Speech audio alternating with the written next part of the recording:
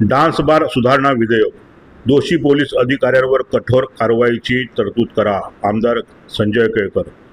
तरुण तरुणींना व्यसनाधीन करणाऱ्या रेव पार्ट्या आणि रात्री उशिरापर्यंत चालणारे बार, डान्स बार ज्या पोलीस अधिकाऱ्यांच्या हद्दीत सुरू असतात त्यांच्यावर कठोर कारवाईची तरतूद डान्स बार सुधारणा विधेयकात करण्यात यावी, अशी सूचना आमदार संजय केळकर यांनी केली.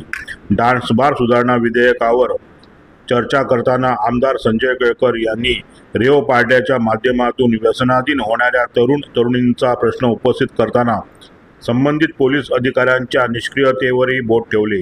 सलग सुट्ट्यांच्या दिवशी रेव पार्ट्या पर्यटन स्थळावर हॉल भाड्याने घेऊन आयोजित केल्या जातात. जाहिरात देऊन कोड भाषा वापरून तरुणांना आमंत्रित केले जाते. पार्ट्यांमध्ये अश्लील नृत्याबरोबरच ड्रग्जही उपलब्ध करून दिले जाते. अशा संस्कृतीमुळे देशाची एक मोठी नवीन पिढी उद्ध्वस्त होत आहे. अशा पार्ट्यांचा देखील या विधेयकात समावेश करण्यात यावा, अशी सूचना श्री केळकर यांनी केली.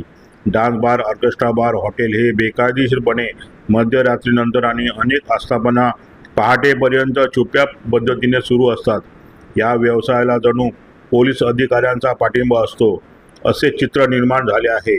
बेकायदेशीरपणे सुरू असणारे हे व्यवसाय ज्या पोलीस अधिकाऱ्याच्या कार्यक्षेत्रात येतात त्यांच्यावर कठोर कारवाई करण्याची तरतूदही डान्स बार सुधारणा विधेयकात करावी, अशी सूचना देखील श्री केळकर यांनी केली. संजय केळकर. अध्यक्ष महोदय, मी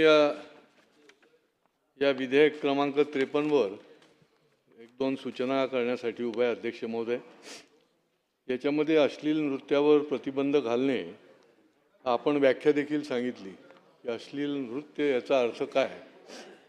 पण याच्याबरोबरच अध्यक्ष महोदय, निर्णया ठिकाणी जे हॉटेल, उपाहारगृह, मद्यपानची जी आहेत लायसन्स घेतलेली ऑर्केस्ट्राची, तर याच्याबरोबरच काही काळापुरती किंवा काही दिवसांकरता निरनिराळ्या ठिकाणी पर्यटन स्थळावर हॉल घेतले जातात आणि मोठ्या प्रमाणावर त्या ठिकाणी एकत्र केलं जातं. सोशल मीडियामध्ये त्याच्या जाहिराती राजरोसपणे केल्या जातात आणि त्या ठिकाणी अश्लील नृत्याबरोबर ड्रग्ज, हुक्का हे सगळं काही होत राहतं. अध्यक्ष महोदय, तर याचा आपल्याला अंतर्भाव करता येणार आहे की नाही, याचा आपण अंतर्भाव केला पाहिजे.